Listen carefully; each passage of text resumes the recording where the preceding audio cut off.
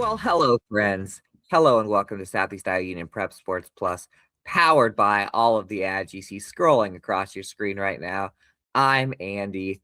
This is Jack. We've got Peter, super producer Peter on the ones and twos, and we're going to talk a little summer sports. Is that okay with you, neighbor? Is that okay if we talk a little summer sports today? Yeah, Jack, how you doing? that's great. Very Mr. Rogers intro from you this morning. I am just disheveled. It's been raining. My hair is a mess. I'm wearing a funny jacket. I feel like a character in The Sopranos because I've got this. I had to. It was like one of my only ones with a hood on it, but I just threw it on because I needed to get to the office somewhat unscathed. So we'll see. We'll see how much baseball, softball we have this Wednesday, Andy. And the rain has been a problem the last week for our summer sports. It has. Jack's supposed to be going to a game today. I'd go ahead and just rent a movie, Jack, and plan on that being rained out. Great idea. Except there's World Cup to watch. Yeah, you're right. I've been watching a lot of the World Cup, and on the C thing. block, we're going to talk about it's C for Cup. We're going to talk about the World Cup, revisit our picks. I'll tell you what, I lost sleep last night because of losing my slow pitch softball game. So I stayed up and watched the Jordan game, and Jordan lost, but Jordan did score one more goal than LeBron did. So, so I was pretty happy to see that. Great match. Austria had a really nice first goal. Jordan fought really well. That was a lot closer than I thought it was going to be. Speaking of fought, there was a couple games that had some shoving. We'll talk more about this in the C, but it got intense out there. So everyone's got to watch this whole show and get our unfiltered World Cup comments in the C block. But before, let's talk a little softball. And Mr. Jack and Mr. Andy were on the call for some softball. We were. Last night, Mr. Jack, we watched a little Keokuk versus Mount Pleasant together. And it was a lot of Mount Pleasant. Panthers get it done last night, 9-4 and 11-1. And Jack, I didn't want to tell you off air. I have to tell you some bad news about last night's game. Oh, they chalked off the 12th run. They did chop off the 12th run, which I believe is because Peyton Ensminger brought two home, right? But it was a walk-off for the mercy rule. But it does involve that player because I looked at the box score from game one, and I have to talk to Coach Curtis Bjork about this. They gave Peyton Ensminger a triple with an error instead of an inside the park home run. Oh, so we need to have video breakdown. Yeah, I'm gonna have to relook at that because that was the moment of game number one. Was Mount Pleasant? They started. They had a good first inning, brought home a run. Then Keokuk scratched 4 across, went up 4-1, and then in the bottom of the third was the big one for MP. They tied at 4 with I'm going to still call it an inside the park home run. Me too. But either a triple with an error or an inside the park home run for Peyton Ensminger. She was waved around third, by Curtis Bjork and scored. And then they got 5 more runs in the 5th inning, I believe, and kind of pulled away. And then game number 2 was all Mount Pleasant. I think scored, I think it was 5 runs in the first. I'm going to pull up the box score in front of me so that I'm not completely wrong, even though the game was just last night. But they rolled, and I mean it's significant too. I mean they're now 6-7 on the year. 5 runs in the first, 3 in the third, and then got it done with that walk off. That they technically would have won 12-1, but they of course call the game after the run to go up by 10 after 4 scores. But 6 wins, that matches their total from last season. So just a really strong start to the year for Mount Pleasant. Definitely a team that's building, a team with no seniors on it, a team that's dealing with an injury to their ace, Jolyn Martin, and doing all right with it. Now they're above 500 in conference play as well, Andy. It was exciting times. We talked to Peyton Ensminger. She, first of all, she said she was not expecting to be waved around third and go for the inside the park home run. So it was a pretty exciting moment for her when it happened. Abigail Shellingoski had a great game. The end of the order, really solid for Mount Pleasant. Izzy Sloat had a couple of RBI hits. Lila Cook had a good game hitting, and also I know threw out at least one batter from the catcher spot trying to steal. So a pickoff, you don't see that a ton at this level. But yeah, Sloat, Kai Heaton, Millie Wellington, who pitched game 2, Chaley Cook pitched game number 1. Both played solid. Keokuk, having a little bit of a struggle fest of a season this year, but you got to get it done. You got to play who's in front of you and beat who's in front of you. And Mount Pleasant did that.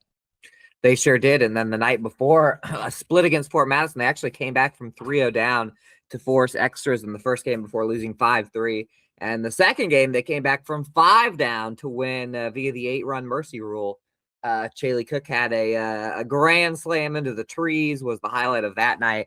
So a 3-1 stretch against the Lee County teams for the Panthers. But that Fort Madison win broke a 19-game losing streak in that series between the two teams.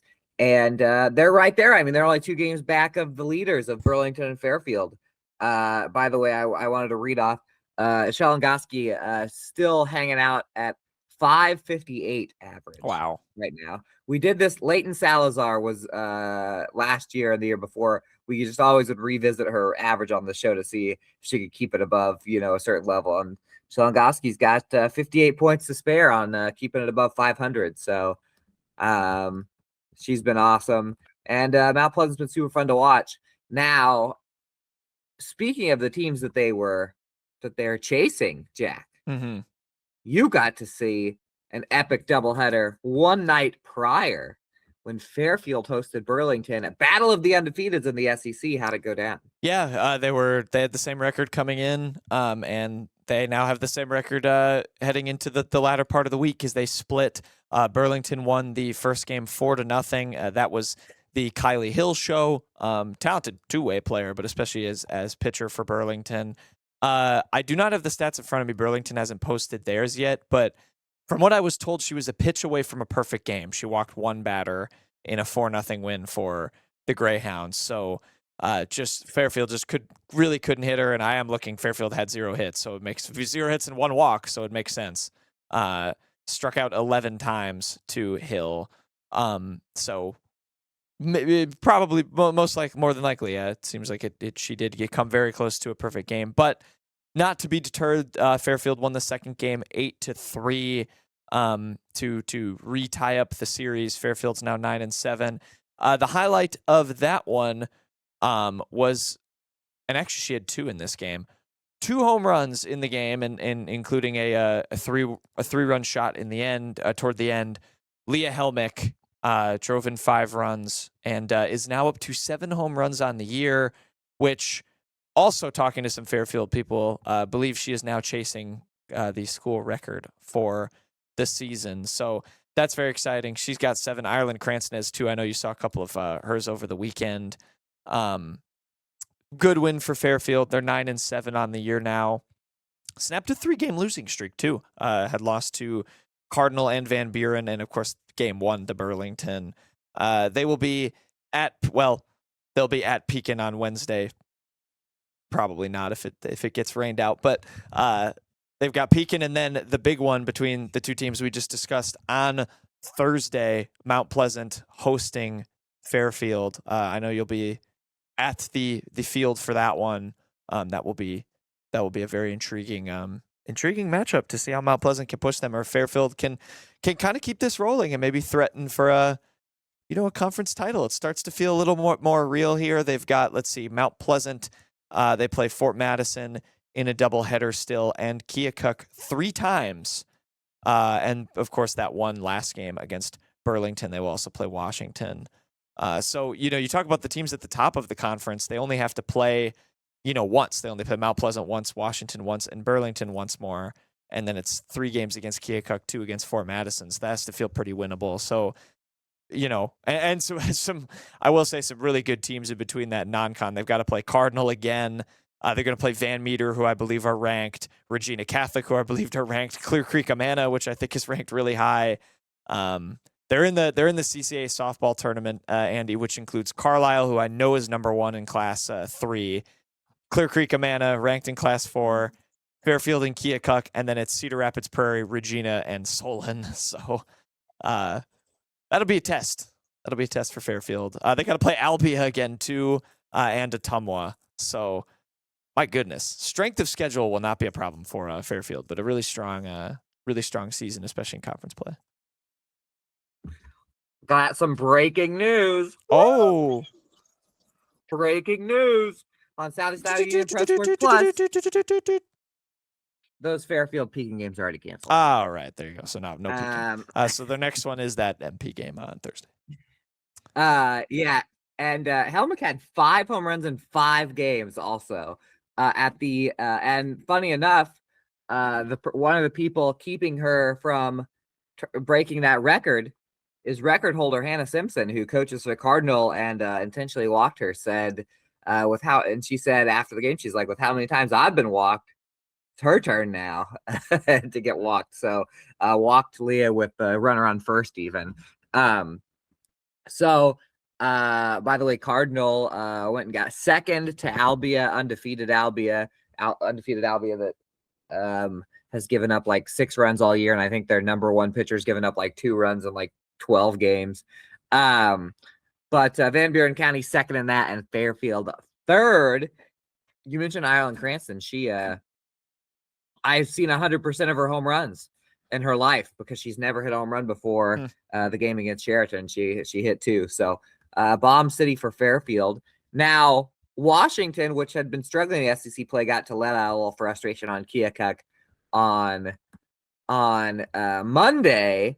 The Demons beat the Chiefs 17-0 and 16-3, Jack. And they obviously those games got over early.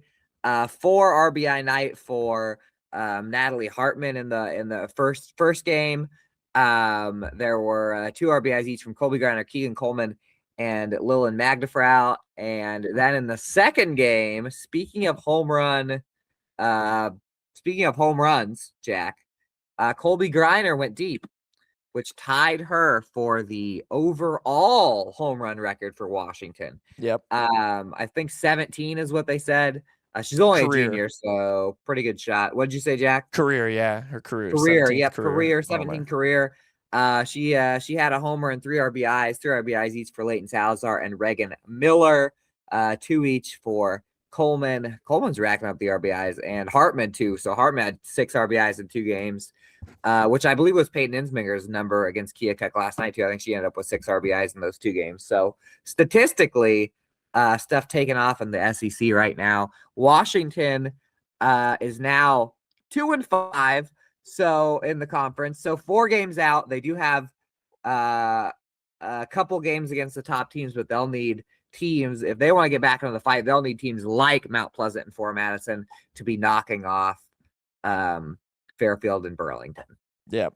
So it's still a lot can change in a week or so, but it's if Fairfield can go on a big run here or keep on a big run, the Trojans and Greyhounds might be battling it out for the title in Burlington here in about a week and a half. So small school wise, you got some small school scores? Yeah, I can race through some small school results real quick. Like we said, some cancellations impacted stuff, but Kyoto, they were down in Iowa City and actually made the most of their time there. Beat Central City 2-1. Pekin 9-0. So keep an eye on the Eagles. I believe they've won 7 straight. They're in good spirits right now. Playing some really good softball. Highland over the weekend. It was not the shock. They demolished Wapello last week, but lost to Holy Trinity Catholic. So they've taken a weird loss or 2 here or there. Still a really good record, but that was a little bit of a surprise for the Huskies. But back over the weekend, I mentioned Pekin. They lost to Keokuk. Did beat Columbus 15-0 in 4 innings before heading to Iowa City. Hillcrest Academy went 1-1 in their last 2 games. New London WMU lost to West Burlington Notre Dame. They also played in a tournament in West Branch, lost to Iowa Valley, but also beat Columbus. And Mid Prairie had the unfortunate changing of the schedule. They had to play West Liberty, a ranked team, on the road, lost to them, and then 2 days later were supposed to play them at home again, and the game got moved to West Liberty because they have a turf field and it was raining, and they lost 18-1 to Comets. So, some good teams that our teams had to play in there. So, but Highland, I will say Highland took out their frustration with a 13-1 win over Waco yesterday. They did. And I don't know if you read the Tuesday scores during that little spiel, but I had, and I might just replay your score because I was looking it up. Pekin over Hillcrest 8-7 last night. Well, not last night, 2 nights ago. If you're watching this on Thursday, and Columbus is back. They lost 10-2 against Wapello, but that's a big news because Columbus had to cut out a couple of their games, but they are back on the field. That's in the Super North. And then why don't I go ahead and find myself some Super South from Tuesday night. And we had a little Van Buren County 9-8 over West Burlington and Notre Dame. Van Buren County playing very well right now. New London WMU did not play. And then I think you take care of all the Kyoto. Yep. There was some on Monday too. They beat Belle Plaine 7-1. Van Buren beat Wapello 6-4. Mid Prairie lost to Wilton 17-7, and Central Lee beat Pekin 10-0. Those were all on Monday. There we go. Cardinal was supposed to play Fort Masson last night. I don't know if they did because it still has the start time on there instead of the score. So, And then what about did we look at Mid Prairie softball? Yep, lost to Wilton yesterday or 2 days ago. Yeah, there we go. 3 days ago when we're watching this. That's how softball's rolling right now. And when we get back, we're gonna trade in that softball for a baseball and keep it on the diamond here in Southeast Iowa. You do not want to go away. At WCHC, our goal is to take great care of our patients and our staff. We are able to approach you, take care of your issues, but also give you a path, as far as referrals or treating you right then and there. Our role in the community is taking care of something that matters to everyone. It's their family and their health. More than you expect for your health care. Check out Community Profiles every Thursday, where our host, Greta Clemens, talks with people from around Washington about their stories and highlighting upcoming events. Make sure to tune in to Community Profiles every Thursday at 10 on the Southeast Iowa Live Facebook and YouTube page. Hello, everyone. Southeast Iowa Unit Prep Sports Plus. Andy, Jack, Peter. We're here. We're talking baseball. We're talking a little baseball. If you've been watching a little baseball, you're going to talk to us because we're going to be talking a little baseball. And I just got to jump right into it on this one, Jack. SEC first place was on the line in the Fairfield Trojans' journey to try and get a third straight conference championship. Jack was there on hand. Tell me what you saw. Yeah, it was very, very exciting stuff. Not so much in the first game, only because Fairfield absolutely rolled 7-1. They pulled a Brazil-Germany on them. Shout out the team. Shout out to the World Cup, the team, Die Mannschaft. 7-1 for Fairfield. A couple of RBIs, 4 in fact for Aiden Westerkamp, who went 3 for 3 at the plate in game number 1. Had a single and a double. Ethan Biscard hit 2 doubles in game number 1. They had 10 hits to score there, 7 runs. They were cruising in game 1, so a good start. And then in game 2, a little bit closer. It was the Burlington pitcher, and I'm going to get his name. Noah Krieger had an excellent game. Credit to him. Went 7 innings. This game went to extras, and it went to extras because Fairfield kind of had to play the hero. In the end, 4-3, the Greyhounds wind up taking it. They scratched across the run in extras, but they were up 3-0 in this game, and going into the 7th, and Fairfield managed to scratch across 3 runs to force extras. It was a wild pitch, or not a wild pitch, sorry, a wild throw over from first that scored 2 runs. Fairfield manages to tie the game, but Burlington goes from Krieger to Adrian Perez Hall, who had a good game in extras. He threw, 22 pitches and struck out 3 batters. Managed to get Fairfield out of there. They did, the Trojans, after Burlington took a 4-3 lead, did get 2 runners aboard, but just couldn't get across that game tying run, end up dropping. So I think you have to feel pretty good if you're Fairfield. I mean, this is the other team at the top of the conference who's trying to knock you off from getting that third straight title. You blow them out in game 1. You're able to come back in game 2 and get very, very close to winning that. And, Burlington just manages to hang on. By the way, 2 hits in that game for Archer Kruder. Dason Workman did not get a hit, but he drove in 2 runs with a couple of sacrificial outs. He reached on 2 errors. I looked at the wrong column on my stats, but so credit to Fairfield. I mean, their bats just feel like they can kind of come alive. I think Dane Burkhart pitched game 1. He was pretty excellent. Voss Richardson played most of game 2. I believe they pulled him out. Let me see. He pitched 5.33 innings. Dason Workman came in for the final 2.5. But Voss the Boss still growing as a pitcher. I think as he gets more comfortable, that'll be big for Fairfield and kind of these double headers and second games for them when they don't have Burkhart going. Ethan Biscard continues to suck. I was going to check on his not RBI, his average, because you were doing it. I've got them pulled up. I can totally do that right now. By the way, anybody that wants to rewind this about 45 seconds. Yeah, I was wondering what was going on. I was a little distracted when you were looking at something. I had muted. There was a huge thunder that literally made me jump. It made my house shake. Okay. I owe Archer Kruder an apology. Because if you look at average, Archer Kruder, 15 games played, 533 he's hitting. So good for him. Ethan Biscard is at 475 and hitting well. Voss Richardson 472, Dane Burkhart 462. So you've got a couple guys that are right there. But Archer Kruder is actually number 1 among the Trojan ranks. Ethan Biscard, just at the games I've been at, had been getting so many extra base hits. He has 7 doubles on the year. That does lead the team. Let's see who has the most triples. Archer Kruder and Jackson Coleman both have 2. There we go. Oh, I saw Jackson Coleman. Jackson Coleman has 2 home runs this year. I saw them both. He bombed over the short porch on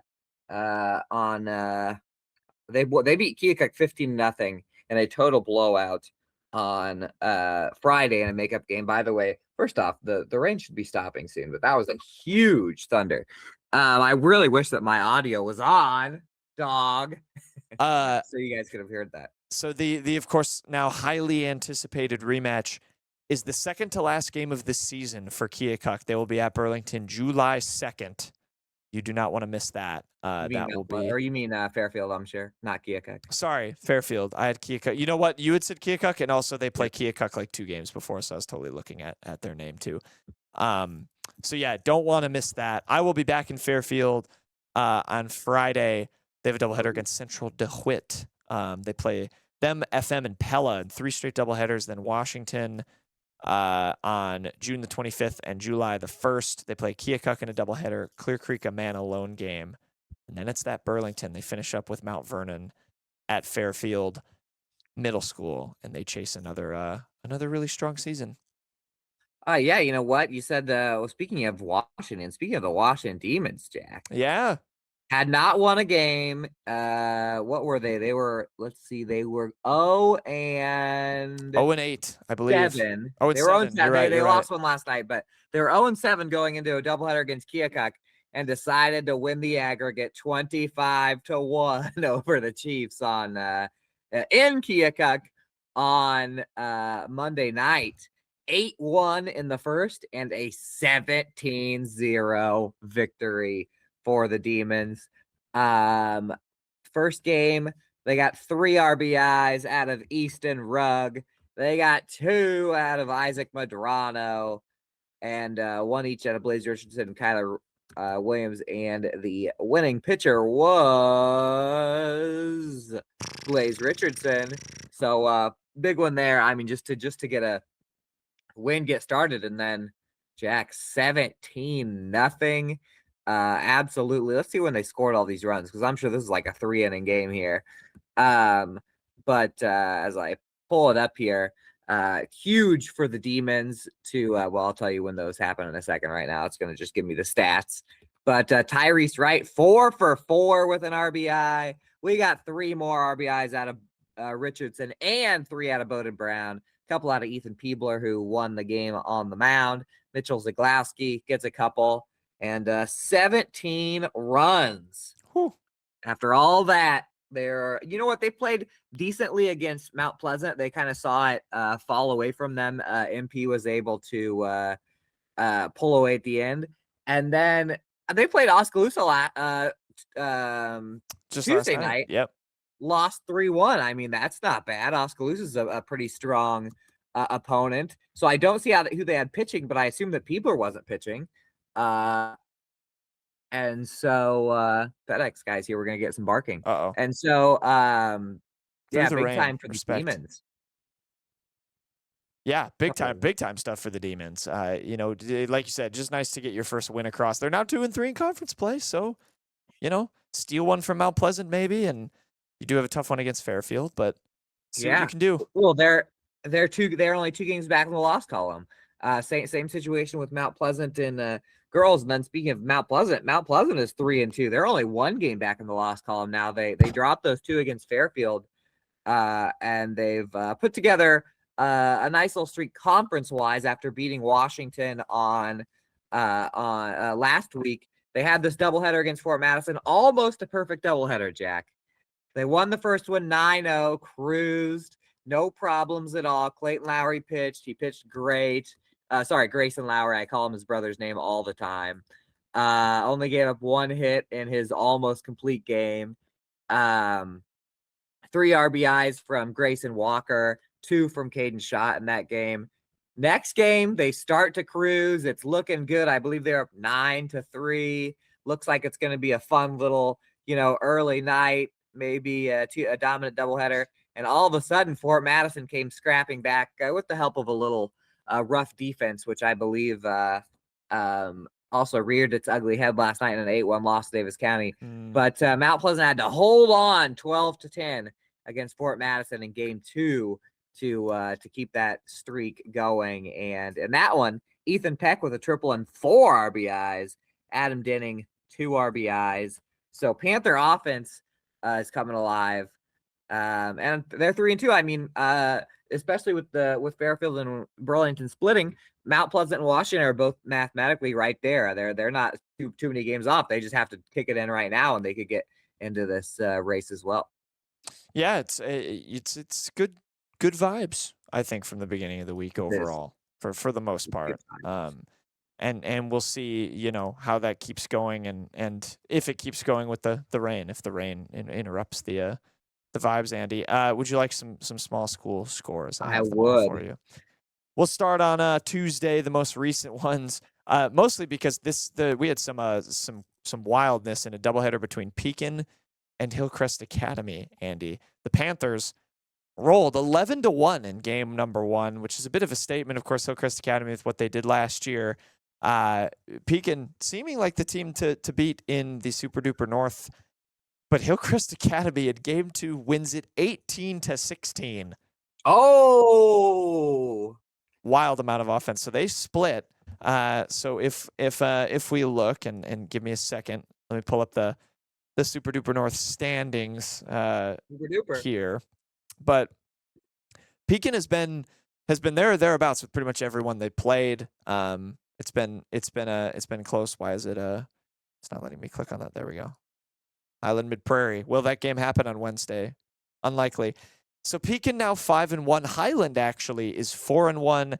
Hillcrest Academy 4-2. Winfield Mount Union 3-2. Round up your top 4. So still very competitive in the Super Duper North. New London did knock off Winfield Mount Union 3-2 Tuesday night. Keota beats English Valleys 14-6. Van Buren lost to West Burlington 13-4. And then if we go back to Monday, which I thought I had in front of me, and now I do. Van Buren did beat Wapello on Monday 12-1. Pekin beat Central Lee 3-1. New London 14, Hillcrest 7. So a couple good wins for New London in there. Burlington Notre Dame demolished Highland 14-0. Meepo, a ranked team, beat Winfield Mount Union 15-2, and Belle Plaine takes down Keota 15-5. Mid Prairie 1-2 against Wilton, 13-11 and 7-4. And Cardinals swept EBF 13-3 and 10-0. The Comets are a good team. Fun fact about that Pekin Hillcrest game. Pekin was up 12-2 going into the 5th with a chance to turn around the roll Hillcrest. Hillcrest scored 15 in the last 3 at-bats. Oh, my gosh. Nope. My goodness. Chaos. Hillcrest magic. Here it comes. Here it comes. Chaos. Chaos, chaos. That's snapped a streak for Pekin.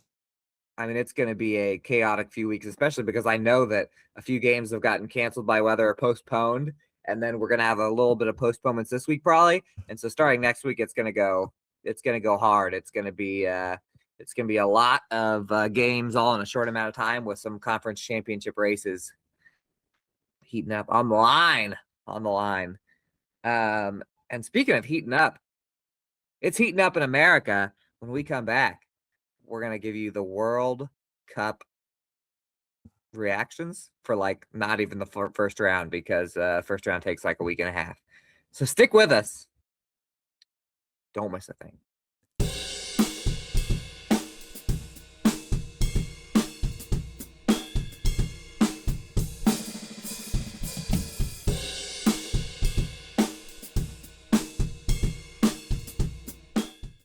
I love helping people. I always wanted to help people. That's what I love the most. We do a really good job of growing our own, but also we are able to take your skills, adapt them to what we need, or grow them as well. Our leadership group here, they are actively involved, always supportive of our new ideas and innovation here at the hospital. Washington County Hospital and Clinics. Apply today. Hello, everyone. Welcome back, Prep Sports Plus. And we are your Southeast Iowa leader in Southeast Iowa high school sports. But we're going international for this one, baby. Let's talk about the World Cup. Jack, what has stuck out as the former soccer star, former and future probably soccer star on this broadcast? What has been your reaction for the early World Cup rounds? Well, I may have played the sport, I may adore this sport, and I may follow it very closely. But what I've learned is that means nothing come World Cup time. I picked Spain to win this tournament, and they went out and drew with a country that has a population of about 500,000 people. I've been really impressed. First and foremost, like, to all the doubters of the 48 team tournament, like it would saturate the games and have a lot of blowouts. That has not proven true so far. Nope. Obviously Germany did what it did to Curacao, but that game was tied, midway through the first half, and then Germany kind of woke up. But obviously Spain, who I picked to win the whole tournament, tying with Cape Verde. Now, again, as someone who has paid attention, Cape Verde's a decent team. I definitely was not expecting them to get a result against Spain. That is still a complete shocker and not a good sign for Spain. I think they'll be all right, but a huge, awesome moment for Cape Verde. Like, you've seen their 40-year-old goalkeeper. Like, you always hear no one does it like soccer fans. The guy had like 50,000 followers on Instagram before the game, and I think has more than Josh Allen now. Whoa! Yeah, it's pretty nuts. Soccer fans go nuts with those kinds of viral moments. So that's been fun. But I've had a lot of fun. There's been a ton of good games. And then my other thing of not knowing ball, my dark horse Ecuador losing to Ivory Coast in game number 1. A good Ivory Coast team too. I liked that. Was sort of a tough, like, I've liked the Ivory Coast for a long time. They're a fun team to watch. They have a lot of good just flair players. But anyway, that's my first takeaway, is that I don't know ball. But some really fun games. I mean, just on Tuesday night, you went from Mbappe scored 2, and then Erling Haaland scored 2, which are two kind of the stars of now, so to speak, with Messi and Ronaldo, on the wrong side of 35. But then Messi goes out and gets a hat trick for Argentina, and all the stars are shining. I think that's super important, especially for like casual fans, to see that, and obviously it's entertaining for everybody. So it's been pretty great. And then of course the U.S. freaking A, absolutely dominating Paraguay. I did pick the U.S. to win this group. I was not expecting to get what we got on Friday night. That was just domination, pure domination. It was. This is what it was. Right. That's what it was. Yeah. It was. I mean, it was more than a 3-1 win. That was complete dominance. Yeah, the U.S. looked awesome. They have a huge game against Australia, an Australia team that will be up for it. They do not. They are going to be hungry. He's seeing all this buzz about the U.S. to try and knock them off. So I'm very excited for that one. So it's been a great tournament so far. I am happy. This is one of those where I make all my picks, and I love to do that. I'm happy to be wrong. When the games are this good. So I've enjoyed it. I mean, if I cheer for the underdogs each time, except for that Ecuador game where I actually had a parlay that almost hit, but I didn't get enough goals. Very upsetting. Shut up, no. And he also lost money on Ecuador. He lost treats on the Ivory Coast game, but while he barks, I'm going to let you talk about the teams that haven't played yet. What are you looking forward to? Yeah, I mean, it'll have already happened. I think it's today, or I think it's a Wednesday when you watch this. But England Croatia, that'll be a really fun game. That was the semifinal back in 2018. So those two teams have some history. Of course, England's kind of one of the favorites. We get Portugal, and so Messi last night tied the all-time goal-scoring record. It's currently held by a German man named Miroslav Klose, who was a very good striker for them in the mid-2000s to 2010s. So Ronaldo will get his chance to answer that if he can get a couple goals against DR Congo. DR Congo, a fun story themselves, have not been to the tournament in 50 years and making an appearance. You got Colombia. Some people kind of see them as a sneaky dark horse that they'll play tonight for their first game. So, that'll be fun. And then Uzbekistan, who my favorite fact about them is just they were the first team who weren't one of the host nations to actually qualify for this tournament. Way back in, I think, early 2024, late 2024 maybe.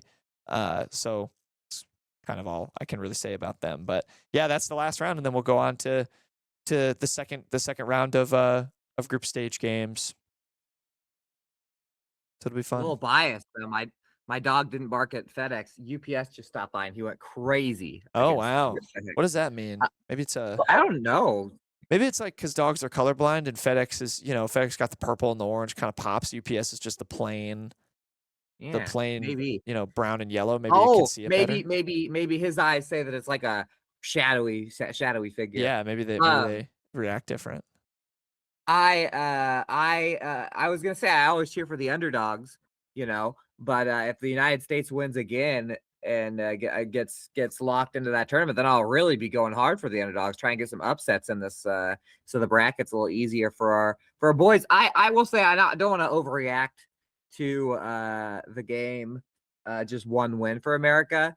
But I think soccer's our sport now. I think no, I'm just kidding. No, I don't want to overreact, but I do think that the new players, the young players, seem to have a little bit of a different swagger than everybody else. They were aggressive and they were looked like they were just getting pucks on net, except soccer balls. Well, and they're healthy. That was kind of the big thing that I think a lot of people overlooked is these guys have been around for a bit and they've started to excel in Europe, but in a lot of these international windows, there's been some key injuries to a lot of these guys all at once, and they are as healthy as they've maybe ever been for this generation of players at a tournament, and it showed. They were, they were playing healthy and they were playing fluid. You have to hope that Pulisic's injury is not more serious. That him and the manager were saying he'll be fine. So, I mean, it'll take a lot. It's the World Cup. This is what all these people dream of doing for their whole career. So they'll have to saw his leg off before he doesn't play. But if I played softball with two scabbed up knees last night, he'll be all right. Will play in the World Cup. I mean, come on, he doesn't seem like the kind that's gonna say that this is his time to shine. I mean, he wasn't on I read like top 50 players of the World Cup. He was not on it. So I hope he read that and he's like, oh, okay, let me show you something. Yeah. Show you something. Shout out to the team, by the way, my pick for dropping those 7. Yes. Watch them. Yeah, Germany or Curacao and Brazil now have something in common at the World Cup, which is losing 7-1 to Germany. Oh, it's a little salt in the wound, Brazil fans. People don't forget. That was 8 years ago. People don't forget. That wasn't even 8 years ago. That was 14 years ago, right? 12 years ago. I had a lot of friends Brazilian friends at the time because I was in college. There's a lot of Brazilians that went to HLG, so I liked watching them get this thing to the team. Yeah, that was a pretty crazy. I will never forget where I was when that happened. Game, but yeah, it's been fun. It's been fun. Been fun. I'm excited. We're gonna cover the World Cup every week. We'll be talking about it. We're not gonna shy away. We're not gonna shy away from a little international, the world, and the world. Yeah, the world. Big. I mean, everything's going on. The World Cup's going on. We got lots of baseball, softball. We got a fever dream coming up. If you're watching this on Thursday, no, maybe it's today. Shouts to Ben Cronloggy and Dylan White. They made a senior showcase that they'll be at for soccer. Get a little high school soccer in there too. A little high school soccer. I keep seeing all the. I think it was Van Buren County. I saw yesterday posted their football schedule. That got me kind of fired up. Oh, I've been seeing teams like post their summer workout plans and schedules, and I'm like, oh. They should start doing the thing where they have pictures of like their players, like number 86 and like 86 days until football. Yeah. We're whoever days away. We're Washington would be like who had a high number. Yeah. None of them had super high numbers. I think Liam Roberts had no. I think he was 11. Whatever. I don't know. But man, I don't remember any football numbers right now. Yeah, my brain's not in football mode. Mine either, and usually it's in football mode. Football mode. I'll be excited when we're Nick Stone days away from football season because he was number 1. That would be great. I think Dylan White actually was number 1 or 3 kicker for. Speaking of, bring it all back around. Everyone share this stream. Watch Southeast Iowa Union live, Mount Pleasant live. You can watch back the game. The Fort Madison and Keokuk Gate softball games. Jack was on the call for the entirety of that Keokuk game. I will be in the booth for Fairfield and Mount Pleasant on Thursday today. So get ready, 7:00. Tune in. We love you. We respect you. We live and die for you, our fans. So you got anything else to say, Jack? France are going to win the World Cup now. No, Spain's still going to win the World Cup. Just kidding. The team. I got the team. They're ready. Die Mannschaft. Den Mannschaft. The team. Victors. See you next week. Hail to the team.